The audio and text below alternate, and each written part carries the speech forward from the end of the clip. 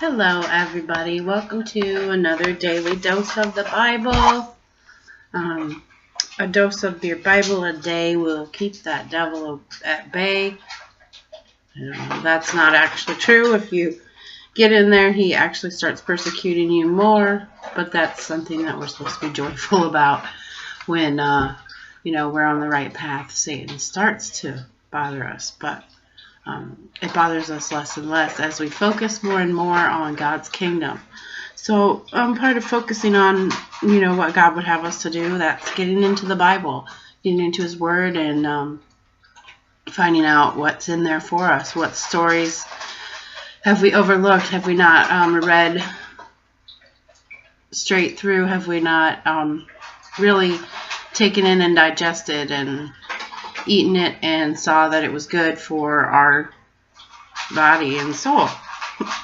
That's what the Bible's there for. Is just it's a textbook. It's something to teach you about daily life and spiritual living. Now this is in Genesis chapter 25 that we are reading right now. Sarah had passed away recently and Abraham buried her. And chapter 25 begins with the death of Abraham. So, the last chapter was about Isaac's wife, Rebecca. So, in chapter 25, Abraham married another wife whose name was Keturah. She gave birth to Zimran, Jokshan, Medan, Median, Ishbak, and Shua.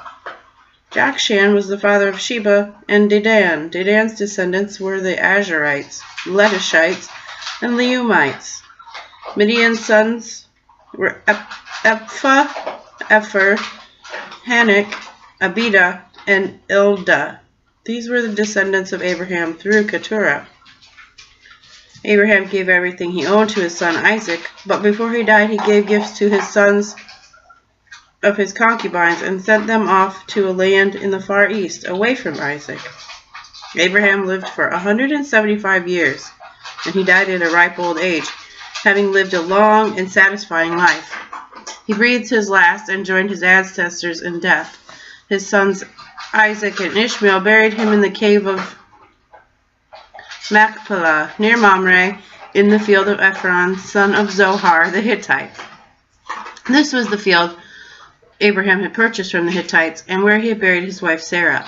After Abraham's death, God blessed his son Isaac, who lived near Bir Lahai Roi in the Negev.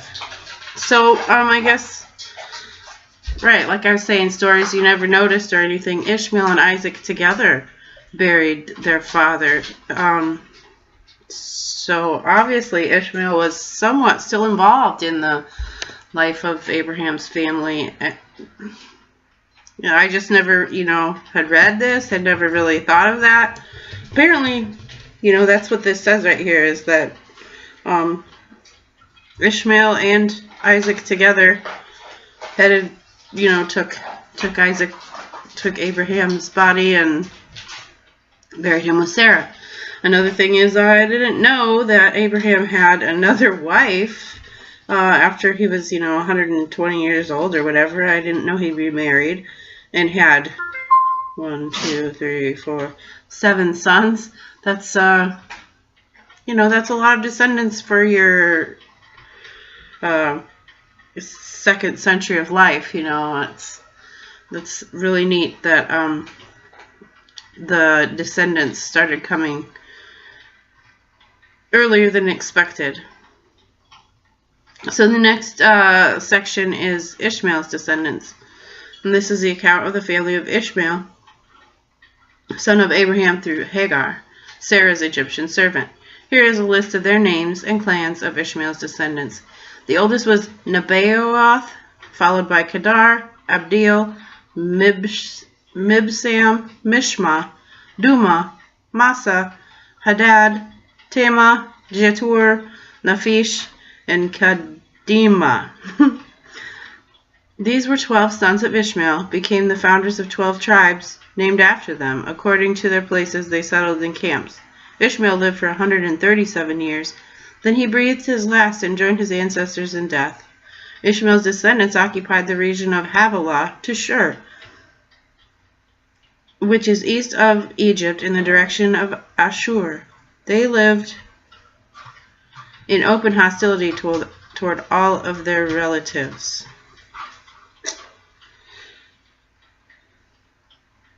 And that is, yeah, that's what happened to Ishmael's family. I'm not sure. You know, I've heard that Ishmael is the father of the Islamic nations or whatever. I mean, that could be true. That could be because of this last line here. There they lived in open hostility toward all their relatives. And that's not to say that Islamic people are openly hostile. It's just all the hatred from, you know, way back then. And it just seems like it comes from somewhere. So, that is the end of Ishmael's life. He lived to be 137. He had, you know, 8 children, and that might just be the sons that they list, because usually that's how it goes. And he did live a long life, settled and camped in Egypt toward Asher, you know, but he didn't have the same life that Isaac did, and I don't know. I know that it wasn't part of God's plan necessarily for... Hi, kitty. What's she doing? You're down. I don't think that was part of God's plan for Ishmael to necessarily even be born. That doesn't mean that he didn't use Ishmael's life in very similar ways to how he used Isaac's life. Just this isn't the account of exactly what happened to Ishmael's life. It just talks more about Isaac. And Isaac being the father, well, he's the son of Abraham. He's the father of the Israelites, ultimately. So the next section is about Isaac's first children. This is the account of the family of Isaac, the son of Abraham. When Isaac was 40 years old, he married Rebekah, the daughter of Bethuel, the Aramean, from Padan Aram, and the sister of Laban, the Aramean.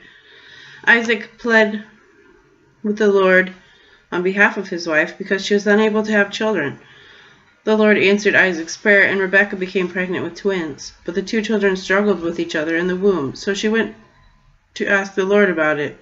"Why is this happening to me?" she asked. And the Lord told her, "The sons in your womb will become 2 nations. From the very beginning, the 2 nations will be rivals. One nation will be stronger than the other, and the older son will serve your younger son." When the time came to give birth, Rebekah discovered that she did indeed have twins. The first one was very red at birth and covered with thick hair like a fur coat, so they named him Esau. The other twin was born with a hand grasping Esau's heel, so they named him Jacob. Isaac was 60 years old when the twins were born, so he waited for the time he was 40 when they got married, and it was 20 more years until God fulfilled that promise for him. So Isaac is another story about, you know, being faithful. God says he'll do it for you, then he will. That doesn't mean he's going to drop you on your behind and leave you there. That means he has plans and he's carrying you towards where he said he'll bring you. So don't ever give up hope that God's, you know, going to fulfill a promise, but that doesn't necessarily mean that it's going to go the way you want it to go. You know, God has his own timing and his own thoughts, and his thoughts are just so greater and bigger than ours, and his plans are just the way that it will unfold perfectly, you know. And when we try to get in there and help him with whatever he's got planned for us, that's when things get all mucked up and goofy. So, you know, the Bible's full of stories of faith and trust, and they are there for us to stand upon and, you know, understand that God will fulfill in his own time. He will make your life whole and complete, and he'll make every step better if you just get on the path towards that ultimate goal, towards that finish line of, salvation and, the heavenly reward ultimately at the end.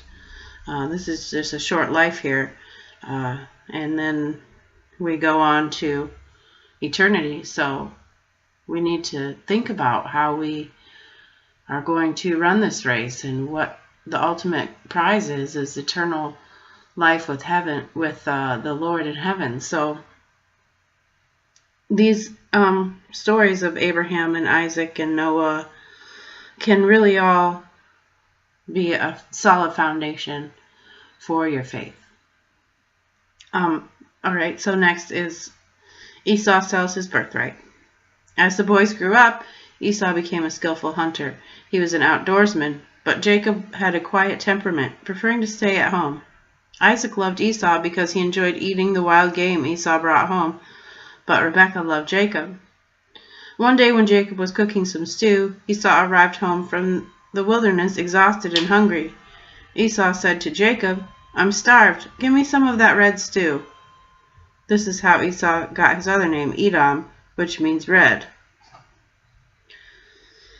All right, Jacob replied, "but trade me your right as the firstborn son." "Look, I'm dying of starvation," said Esau. "What good is my birthright to me now?" But Jacob said, "First you must swear that your birthright is mine." So Esau swore an oath, thereby selling his rights as the firstborn to his brother Jacob. Then Jacob gave Esau some bread and lentil stew. Esau ate the meat, then got up and left. He showed contempt for his rights as the firstborn. Yeah, I don't know if that would be necessarily binding. It's not really, that's not exactly a fair contract. He's really super hungry, probably not in his right mind, but there Esau goes, trading his birthright for a meal of stew. I'm not sure, I guess this is God's work in their lives and all, but Jacob seems like kind of a scoundrel right now. I think God's probably going to do some work with him and make him into the man that he needs him to be. He's going to turn into a founding father of our faith as well, but like all of us, he has some work to get there. So Esau just so quickly was willing to throw it all away for a bowl of stew. I think that's a lesson for us all there, that you need to be mindful. You need to keep your eye on that prize. Do not sell your birthright. You're a child of God. Do not give it up for anything in this world, because it will all perish. And it'd be better, to starve to death than to trade your birthright as a child of God and just abandon his kingdom. So I just pray that you'll take these words into your heart and use them as solid building blocks for the foundation of your faith. And just keep getting into the Word and doing what the Lord would have you to do.